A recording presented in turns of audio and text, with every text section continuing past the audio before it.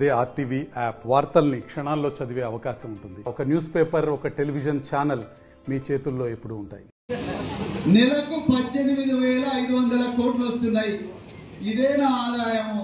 మీరు నన్ను కోసుకున్నా పర్వాలేదు, నాకు డబ్బులు వెళ్ళవు అంటున్నాడు. మరి ఎవడు రమ్మన్నాడా నిన్ను? ఎవడు రమ్మన్నాడు నిన్ను? ఎందుకైనా ముఖ్యమంత్రి ఆ రోజు ఎందుకు చెప్పిన అబద్ధాలు? మరి ముఖ్యమంత్రి పదవి అంటే అంత ఈజీ అనుకున్నావా? జనాల గుండెల లోపలికి పోవాలి, మరి డబ్బులు ముట్టియాలి, రకరకాల కార్యక్రమాలు చేయాలి, ఎంతో వినూత్నంగా ఆలోచించాలి,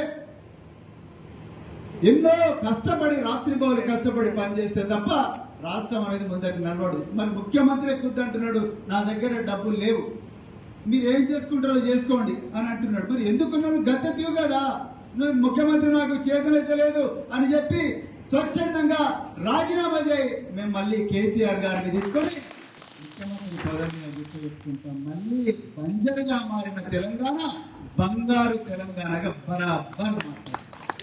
నువ్వు పాపన్నపేట నుంచి రణవెల్లి దాకా, రణవెల్లి దగ్గర నుంచి మరి గూడెం దాకా, గూడెం నుంచి మరి మర్తిడి దాకా, అదే విధంగా మర్తిడి నుంచి జక్కాపూర్ దాకా, ఉడికిలి దాకా, అక్కడి నుంచి వంజిరి దాకా, వంజిరి నుంచి మొట్లగూడ, రాంపూర్, ముర్లగూడ జిల్లాల దాకా తెలంగాణ మళ్ళీ సిర్పూరు బంగారం అవుతుంది. మిత్రులారా, మన పార్టీ అధికారంలోకి వస్తాయి. ఈ దొంగలు మళ్ళీ వాళ్ళ చేతులకు గుంజుకోవాలని చూస్తారు, మళ్ళీ అబద్ధాలు చెప్తారు, మళ్ళీ రూమర్లు చేస్తారు, మళ్ళీ నాశనం చేస్తారు.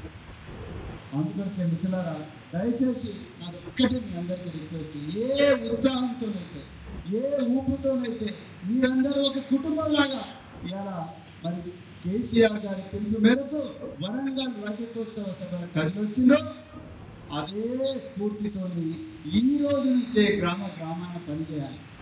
అది రాజపల్లిలో రాజన్న కావచ్చు, ఆరగూడ రవి కావచ్చు, ఇంకా ఏ ఊర్లో మరి సిందరబానపల్లి లాంచ్ కావచ్చు, ప్రతి గ్రామంలో కూడా అదే స్ఫూర్తితోని గ్రామానికి ఒక కేసీఆర్ గారి లాగా మీరు పని చేస్తేనే మన సిర్పూరు ప్రాంతం అభివృద్ధి చెందుతుంది. మరిన్ని వీడియోస్ కోసం ఛానల్ ని సబ్స్క్రైబ్ చేయండి. లేటెస్ట్ అప్డేట్స్ కోసం వాట్సాప్ ఛానల్ ని ఫాలో చేయండి. అండ్ లింక్ డిస్క్రిప్షన్ లో ఉంది.